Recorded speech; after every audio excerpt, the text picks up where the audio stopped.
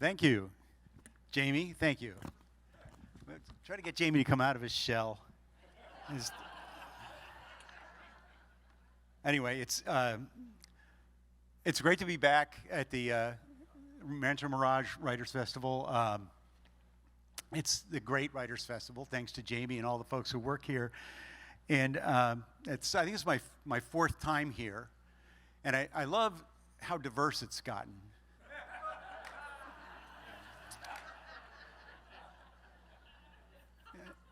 No, look around. When I first came, it was mostly rich old white people. But now, it's richer and older. I don't think it can get any whiter.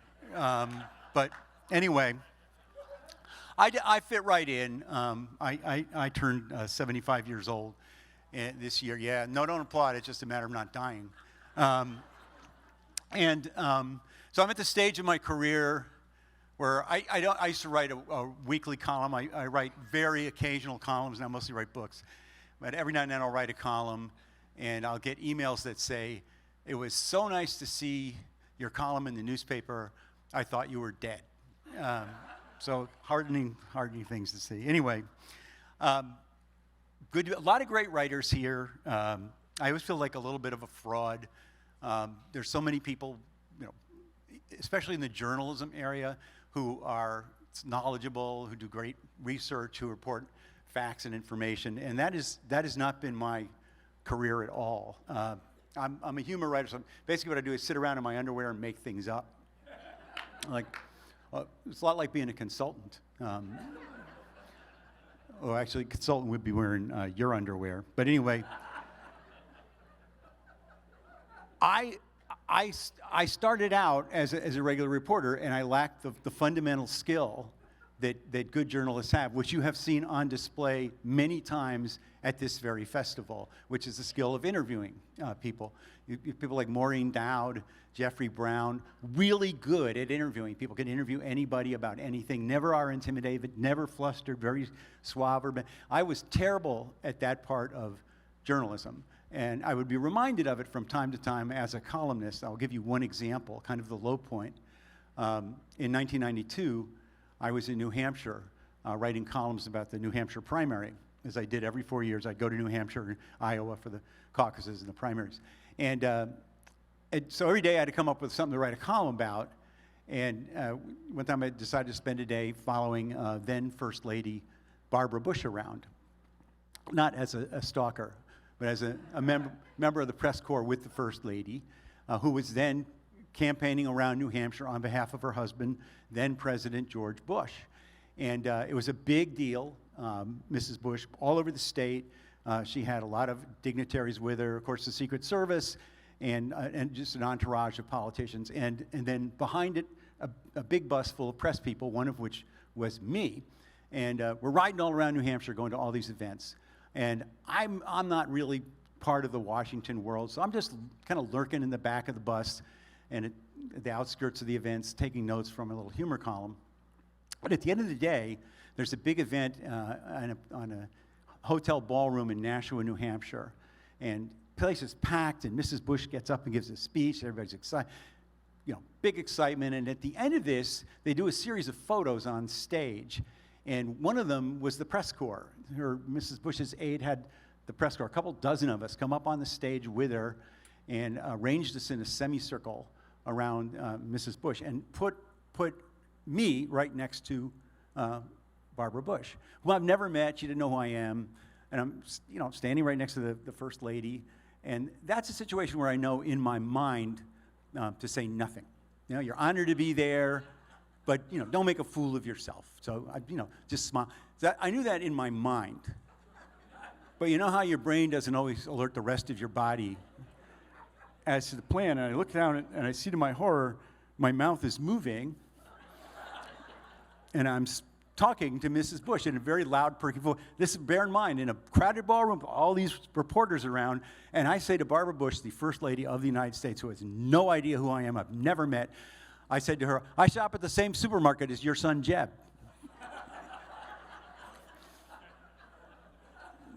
That was my opener. And it's true. At the time, I shopped same supermarket as Jeb Bush on South Dixie Highway in Miami, Florida. And but I don't think the First Lady was dying to know that. You know, I don't think she's standing there thinking, I wonder if he shops at the same supermarket as anybody I'm related to, you know. But I inform her of that fascinating fact, and she goes, well, who gives a shit?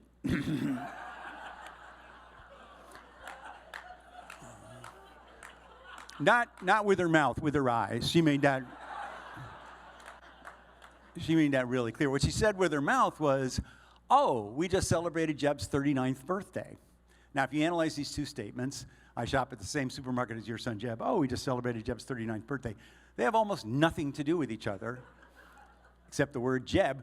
What was happening is Mrs. Bush, who was a very gracious person, as it turned out, very thoughtful lady, recognized immediately what was happening.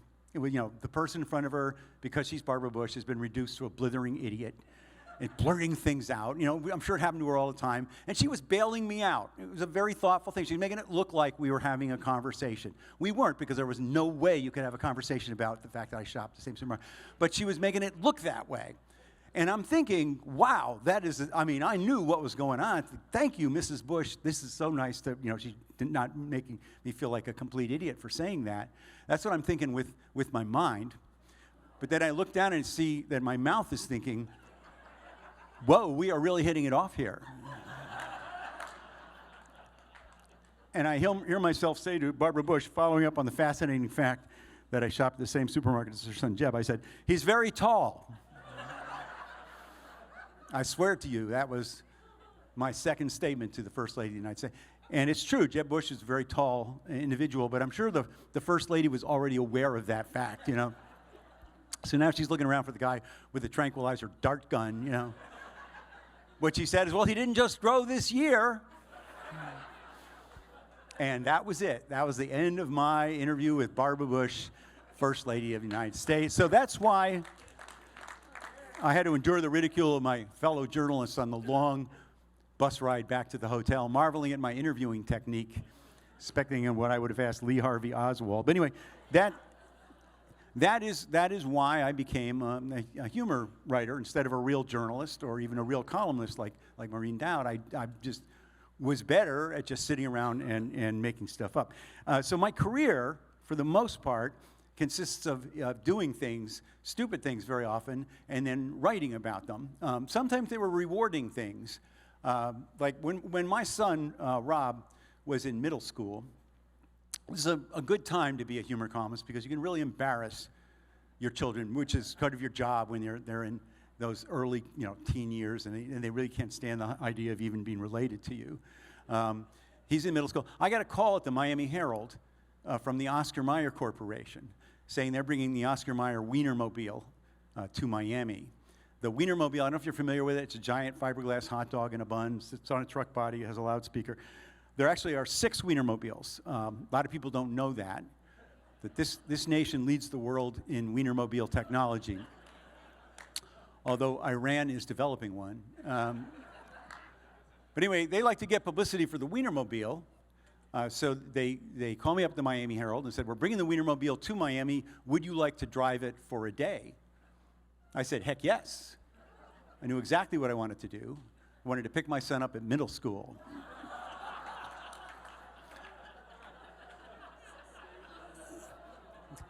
Because there he is, he's in peer pressure hell, you know, and I'll never forget the moment Rob came out of the school and there's all these moms in their minivans, and then looming up behind is a big hot dog with a loudspeaker going, Rob Berry, please report to the Wienermobile. I'll tell you, if a 12-year-old could suffer a heart attack, he would have. I did a lot of that kind of thing. I also did like some, I would call investigative humor journalism. I did a story once. I used to get a lot of ideas from readers who would mail stuff into me. And one time a reader sent to me a clipping from the Jackson, Mississippi Clarion Ledger newspaper. And it was a consumer Q&A question where people wrote in consumer questions and somebody there answered these.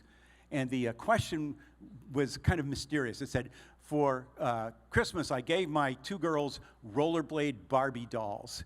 And recently they were playing beauty shop with my little son, and they had hairspray out, and they set fire to his underpants. And I think that Mattel should warn people about the nature of the danger of this toy. So like, you're kind of curious what happened there.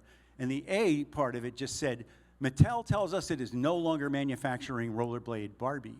So like, as an investigative journalist, I want to know more, you know? So I managed to get hold of a rollerblade Barbie doll, which was not an easy thing to do, because they don't make it anymore. And what it is, it's a regular Barbie doll, but she's wearing rollerblade booties, and the front wheel is just a regular polyurethane wheel, but the rear wheel is like a flint wheel from a lighter, so when you scoot rollerblade Barbie along, she shoots sparks out the back, okay?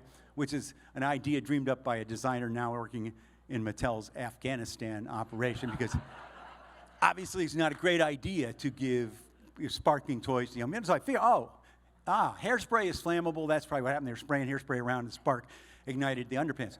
But in journalism, we check the facts, okay? So I went out in my driveway one evening, and I got a set of underpants and various kinds of hairspray. And if you want to try this at home, you get your best results with Rave Extra Hold. But if you spray a lot of that on your underpants and run your rollerblade Barbie across, your underpants will, in fact, burst dramatically into flames. And then, so I did that, and my next-door neighbors, the readers, look out their window, and they see this fire, and they come running out of their house. And if you think it's easy to explain why you're squatting in your driveway over a pair of burning underpants, holding a Barbie doll in your hand, well, you don't know much about investigative journalism, is all I could say. So anyway, I write a lot about Miami. I live in Miami. I moved there in 1986 from the United States, and I'm very happy in Miami. I feel part of the culture there. It's very Latin culture. My wife is Cuban Jewish. Cuban Jewish, they call themselves Juban.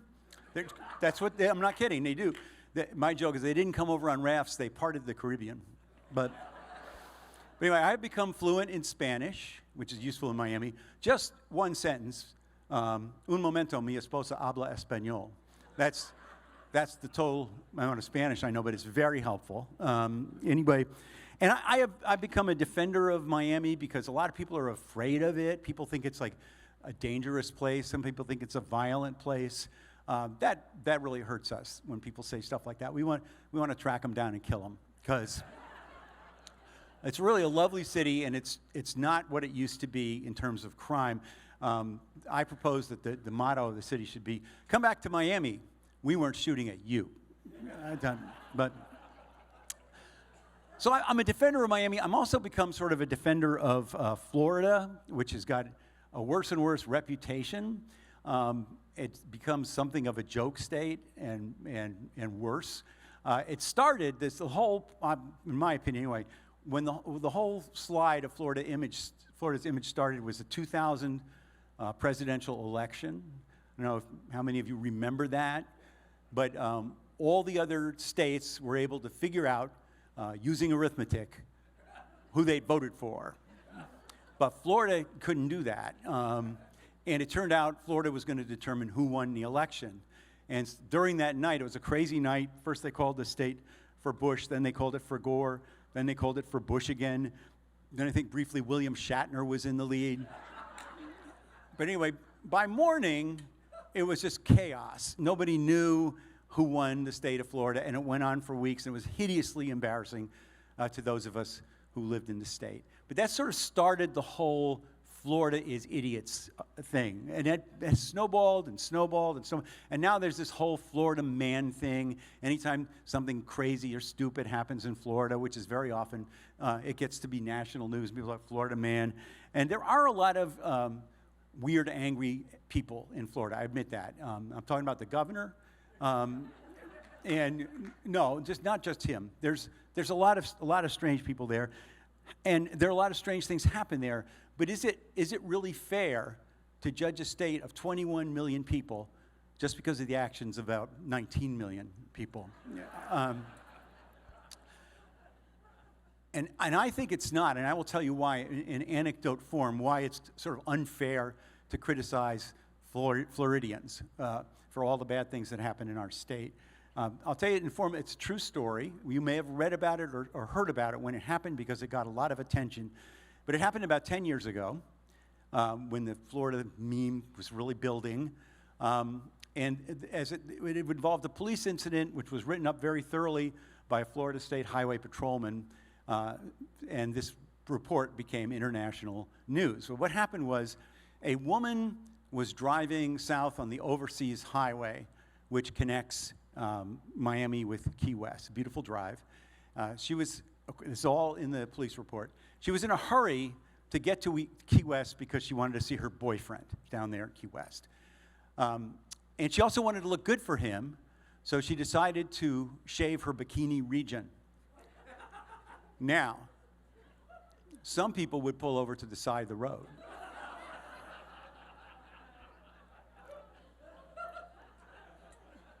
But as I say, this woman was in a big hurry, so she decided to keep driving while grooming and outsource the steering to her passenger, who was, and this is one of the things that make this a true Florida story, her ex-husband. Seriously, and so they're driving south at about 40 miles an hour. The woman is operating the accelerator but not looking at the road because she's shaving her bikini region. And her ex-husband is steering the car. What could possibly go wrong? So as it happens, the car in front of them slowed to make a turn, and they slammed into it. That became the accident that was reported in police, and that became international news. That was in every newspaper, every FM radio show in the morning, all the late-night talk shows, and it reflected very badly on the state of Florida. Everybody said, these idiots in Florida, look at this. Do you see this woman? She's shaving herself. That woman was from Indiana. She was shaving her Hoosier, okay? If you've always wondered what that term... But my point is, yes, we have a lot of weird, stupid people in Florida, but they're not all from Florida. We are like the Ellis Island for weird, stupid people.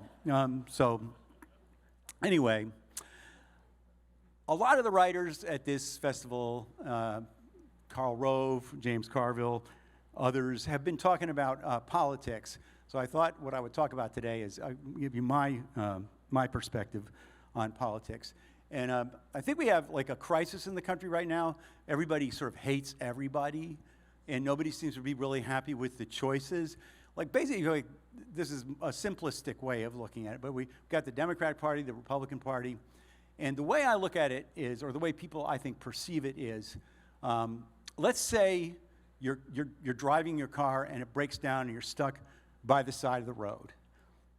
The Republicans will drive by and go, hey, you should learn to fix that yourself. You will be better off for it, more self-sufficient. Good luck. Drive off. The Democrats will stop to help you, but they will make it worse.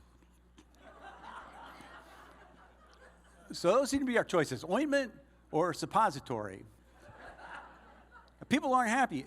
And we look ahead to the forthcoming election. Again, the choices don't seem that great to people. Right now, the leading contenders for the two parties are Donald Trump and Joe Biden. Donald Trump seems to be like a very angry man lately, and also seems to be getting his advice on constitutional law from the My Pillow guy. And he is angry because he insists that he won the 2020 election. He's very adamant on that point. He won't let go of it. He keeps on it and on it and on it. I think there's a solution to that, which is to send this case to the Supreme Court and have the Supreme Court sit on it until basically the next election date, and then declare, yes, he did win the 2020 election, and his second term is now over.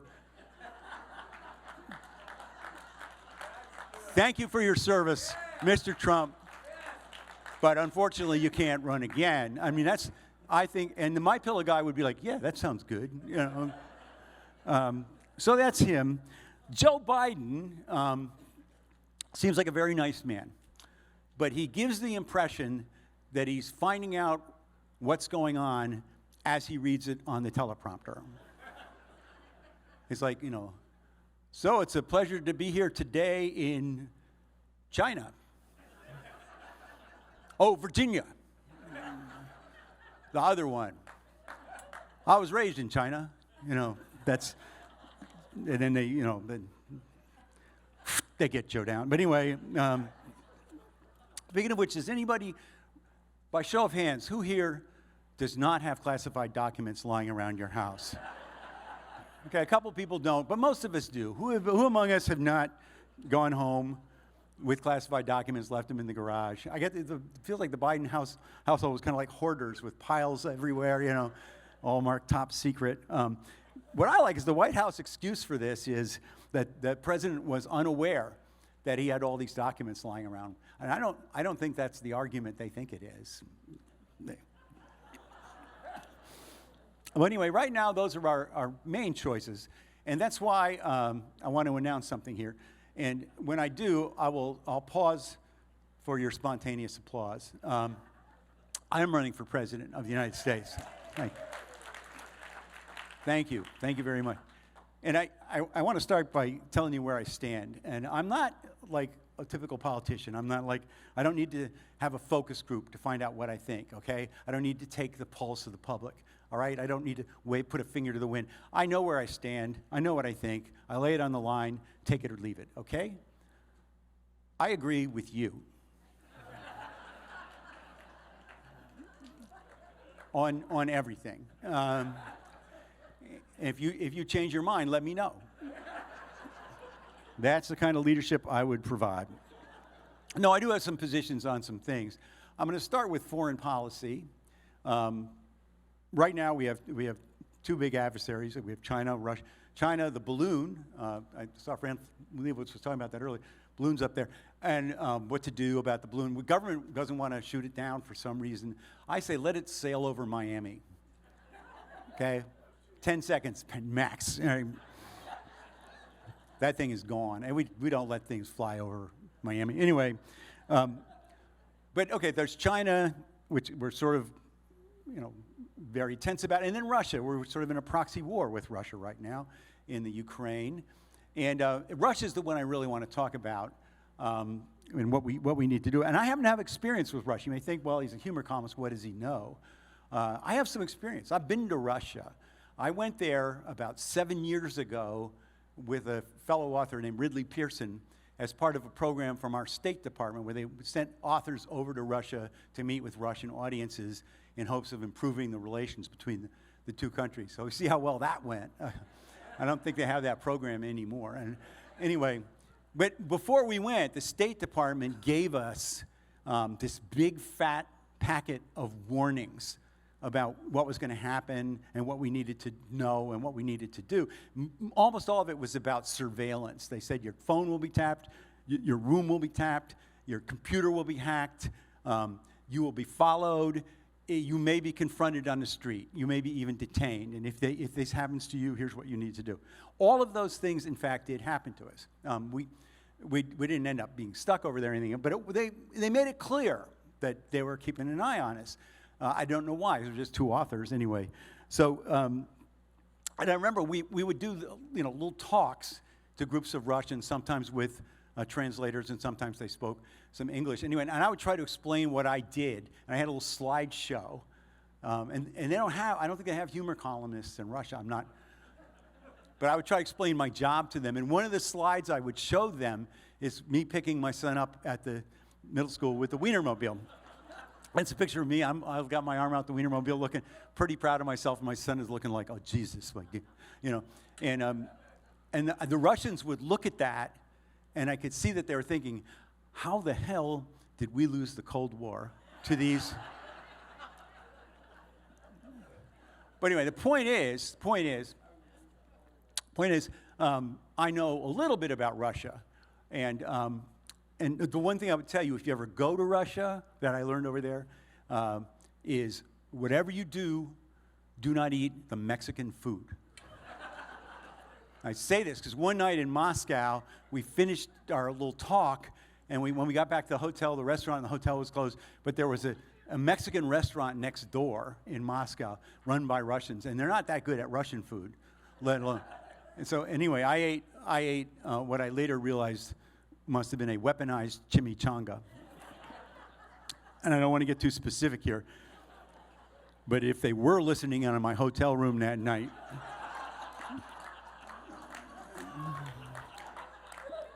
they're going to need years of therapy. But anyway, that's my background for being able to talk knowledgeably about Russia. Here's what I would do about, I think the proxy war is not working, sanctions aren't working. We need to get tougher with Russia than we've been. Here's what I would do. We have bombers. This may sound extreme, but hear me out. I say fly the bombers over Russia, open the bomb doors, and drop lawyers.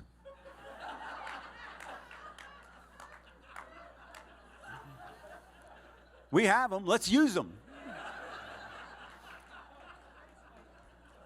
If that doesn't work, I would drop more lawyers. And if that doesn't work, I would put parachutes on the lawyers.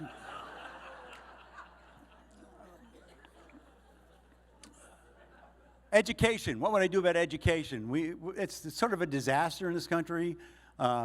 We spend a fortune on public education in this country. We do not get good results compared with other countries. Kids in other countries do far better on standardized tests than our kids do. It's not right. It's been going on way too long. If I'm president, we're going to put the responsibility where it belongs. We get these kids out of here and bring in some foreign kids who can get the job done. I also think there's an easy way to pay for the schools in this country without a bunch of taxes or anything like that. I speak as a parent of 2 kids who went through public schools.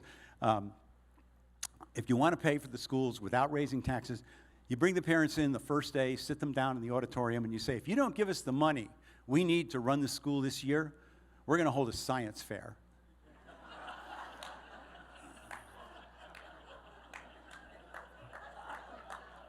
They'll get the money.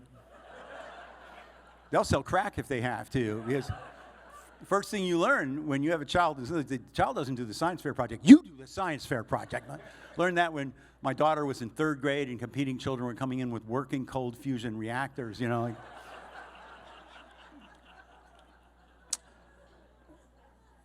Healthcare. What would I do about healthcare? First of all, I pass a law. I'm getting old and I have a lot of healthcare.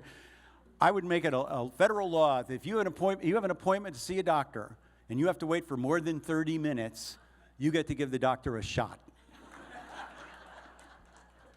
The other one, I talked about this yesterday, I'll briefly refer to it again. I would make it the highest priority for the medical profession to find a way to get to the prostate gland other than the way they're getting to it now. People say, what do you want? I say, one procedure where the doctor stands 85 yards away and goes, looks good from here, Dave. Because we men hate that procedure. The doctor hates it too. Everyone hates it. That's why he waits to the very end of the exam. You're both kind of hoping there'll be a nuclear war and you won't have to go through that. But anyway. Speaking of invasive medical procedures, I need to proselytize just a little bit here about colonoscopies.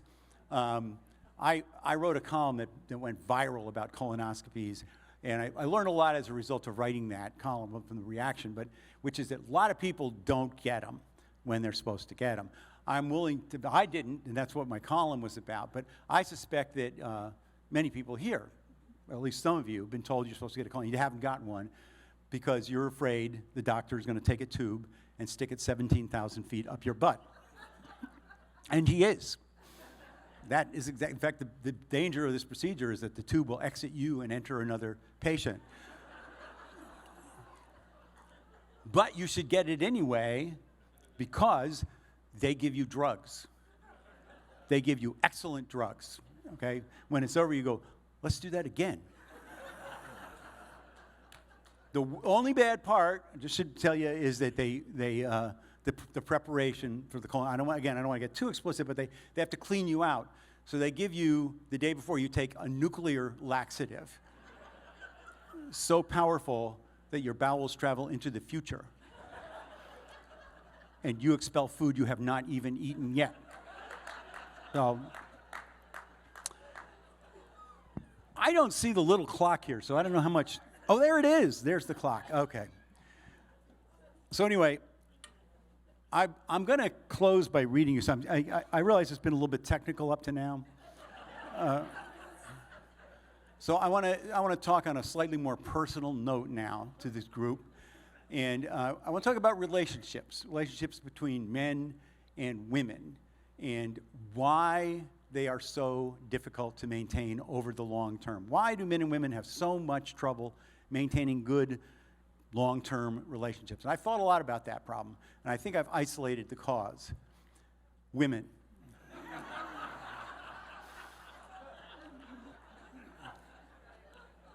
Women, what it is, they have highly unrealistic expectations about men.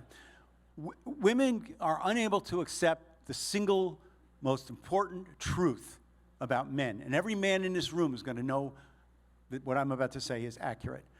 Women have trouble accepting the fact that men are capable of thinking about absolutely nothing. Women cannot do that. Women are always thinking about things. Men, if you were to look in the brains of the men in this room, many of them are just going, hmm.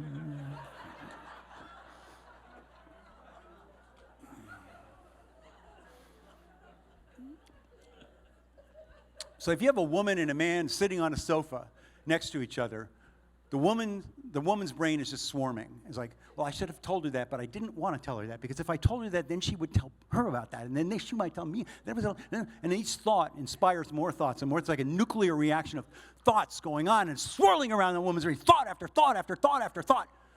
In that same half hour, the man might have one coherent thought, and it'll be something along the lines of, my balls itch.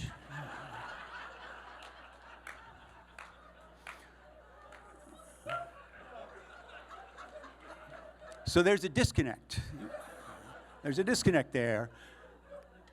And what happens is women assign thoughts to us. They just assume there's something going on. They create a whole inner life that doesn't exist about us, and we get in trouble for that. And women will say, well, what are you thinking? Nothing. Well, who is she? You know. So I wrote a book about this, a book explaining the male thought process, a very short book. In that book, I have a quiz designed, and I'll give you one question from if I can remember it. Very simple quiz. You'll get the answer right away. What, in your opinion, is the most logical explanation for the fact that Moses led the Israelites all over the place for 40 years before he finally brought them to the Promised Land? 1, Moses was being tested. 2, Moses wanted the Israelites to really appreciate the Promised Land when they finally got there. 3, Moses refused to ask directions. Obviously, 3, Moses was a guy. Guys don't ask directions. That's why it takes 100 million sperm to locate a single female egg.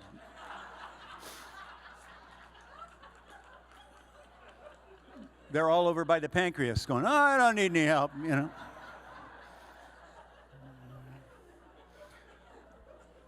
You know, we men know that you women think that's funny. We know that it amuses you that we don't ask directions. There's a reason we don't, okay? Something we know that you don't, which is if we're driving with a woman next to us and we don't know how to reach a destination, and we pull over to the side of the road and we ask another man and he does know how to reach that destination, he can take our woman. You can just reach over and grab her, okay? So we're protecting you and you're laughing at us. Thanks a lot. But so anyway, in this book, I wrote a short story, which I'm going to read to you. It won't take me long. And the point of the story is to allow the women in this room to look directly into the brains of the men in this room. And trust me when I tell you, it's a very accurate depiction of the male thought process. If you doubt that, when I'm done, feel free to ask any men in this room, is that how you actually think? Okay? Short story here.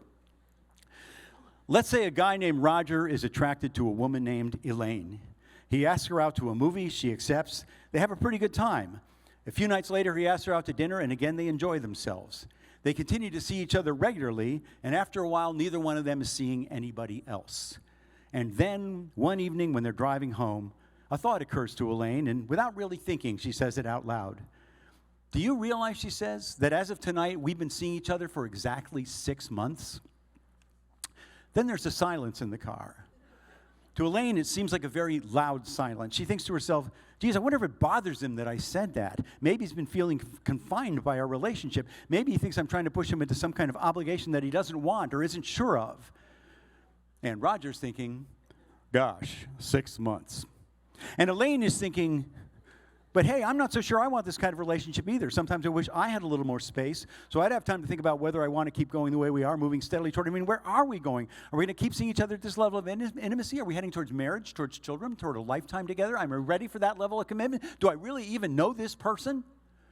And Roger is thinking, so that means it was February when we started going out. Which means, whoa, I am way overdue for an oil change here. And Elaine is thinking, he's upset. I can see it on his face. Maybe I'm reading this completely wrong. Maybe he wants more from our relationship, more commitment. Maybe he sensed, even before I sensed it, that I was feeling some reservations. I bet that's it. That's why he's so reluctant to say anything about his own feelings. He's afraid of being rejected. And Roger's thinking, I'm going to have him look at the transmission again. I don't care what those morons say. It's still not shifting right. And Elaine is thinking, he's angry, and I don't blame him. I'd be angry too. God, I feel so guilty putting him through this, but I can't help the way I feel. I'm just not sure. And Roger's thinking, they're going to say it's a 90-day warranty, the bastards. And Elaine is thinking, maybe I'm just too idealistic, waiting for a knight to come riding up on a white horse when I'm sitting right next to a perfectly good person, a person I enjoy being with, a person I truly do care about, a person who is in pain because of my self-centered schoolgirl romantic fantasy. And Roger's thinking, I got your warranty right here, buddy. Roger, Elaine says aloud. What? Says Roger, startled. Please don't torture yourself like this, she says, her eyes brimming with tears. Maybe I should never have. Oh, God, I feel so. She breaks down, sobbing. What? Says Roger. I'm such a fool, Elaine sobs. I mean, I know there's no knight. I really know that. It's silly. There's no knight and there's no horse.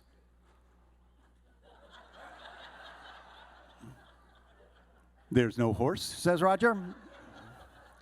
You think I'm a fool, don't you, says Elaine. No, says Roger, glad to finally know the correct answer. It's just that I need some time, Elaine says. There's a 15-second pause here while Roger, thinking as fast as he can, tries to come up with a safe response. Finally comes up with one that men have learned over the centuries usually works with women. Yes, he says. Elaine, deeply moved, touches Roger's hand. Oh, Roger, she says, do you really feel that way? What way, says Roger. That way about time, says Elaine.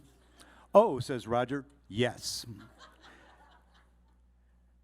Elaine turns to face him, gazes deeply into his eyes, causing him to become very nervous about what she might say next, especially if it involves a horse.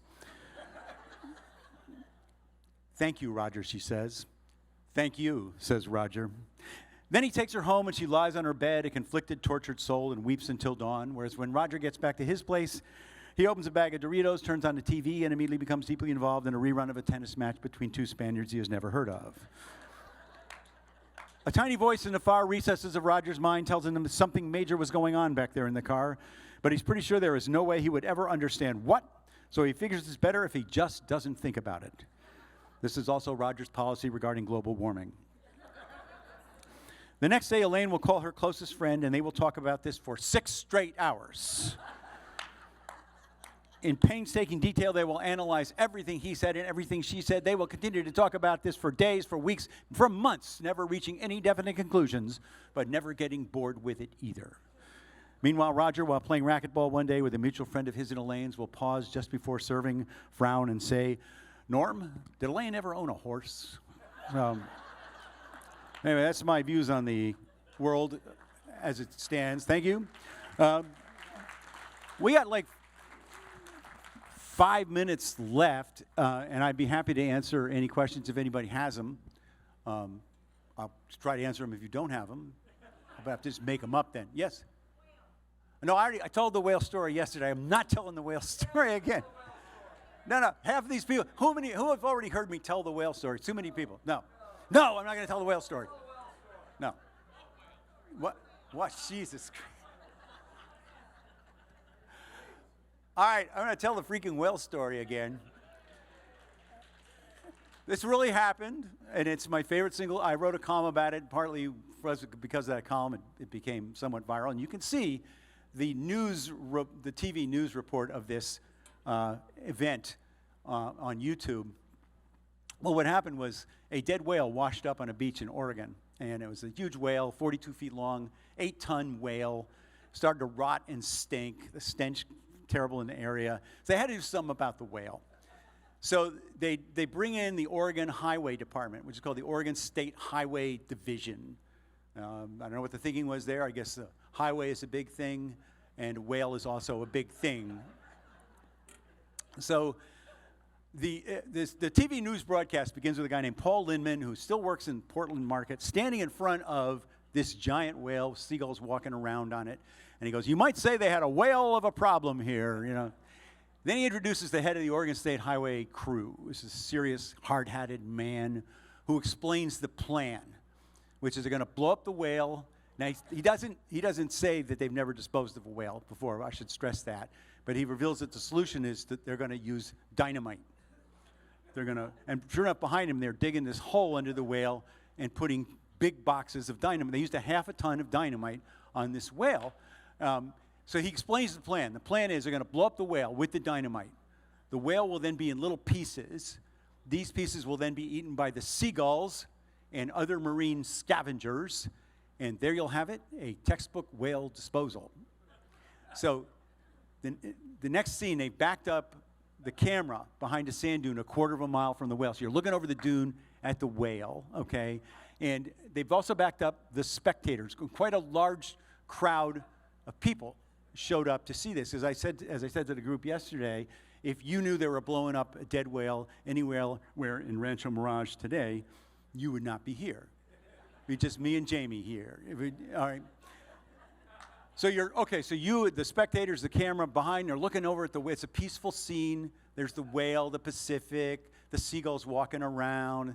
And then you hear a countdown, 10, 9, 8, 7, 6, 5, 4, 3, 2, 1. And then you hear an explosion.